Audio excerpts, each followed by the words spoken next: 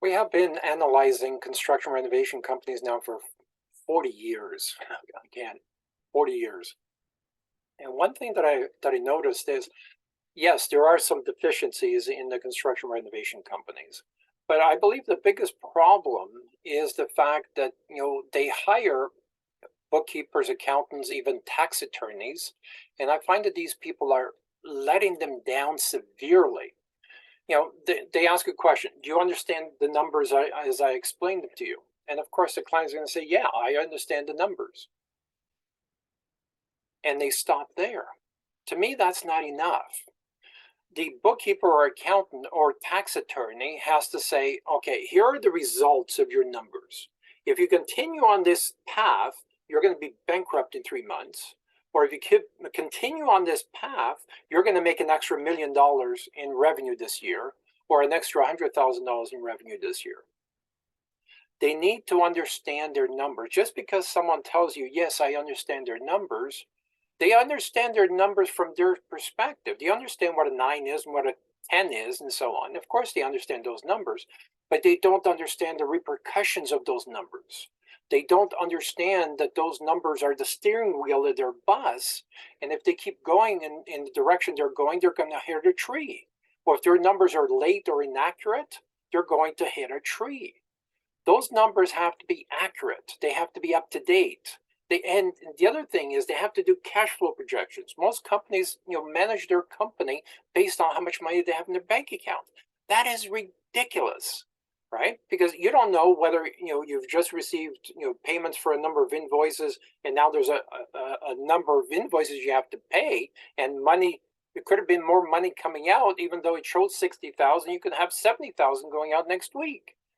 And if they make a decision, oh, I've got 60,000 in my bank account today, so I'm going to, buy a truck, or I'm going to buy a piece of equipment.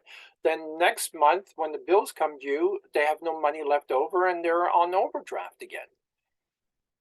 And this happens every single time.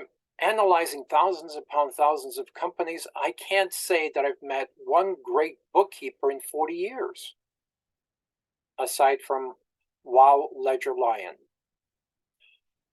Probably the only company that I've met so far that actually teaches and informs the clients about what they need to do, and make sure that the client understands why the numbers need to come in, twice a day.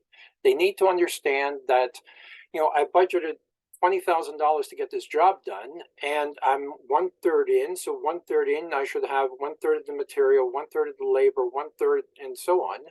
1/3 of the marketing, 1/3 of the overhead covered, 1/3 of the taxes covered, right? So if you continue that projection, I should be on track, on schedule, or I'm half an hour behind schedule, or an hour ahead of schedule, whatever that is. Because if you have that information while you're still on the job, or your crew chief is still on the job, you can still fix the job. Guys, we're half an hour behind. We got to catch up. We're working half an hour later tonight because we were supposed to have this done. We were supposed to have the framing done. We're supposed to have this bedroom painted by 5. We're supposed, that's how you keep guys on track, right? If you need to offer bonuses or whatever it is, but you're already paying higher than industry wages. That's what I keep hearing from everybody. Then why are the jobs going over schedule, over budget, and not getting completed? Shoddy reviews, right? So if you're paying a bookkeeper, you should be expecting results from that bookkeeper. You should see, okay, I hired this bookkeeper, 12 months ago, so you should see a hockey stick curve from the time you hire that bookkeeper, because now she sits on your board, or he sits on your board, and he's holding you accountable, and you're looking at these numbers on a daily basis or twice a day, right? So having the right advisors, having the right bookkeepers to understand your numbers, and you need to make decisions based on accurate data. The data or the decision you're about to make is the correct one, and here's the data. Okay?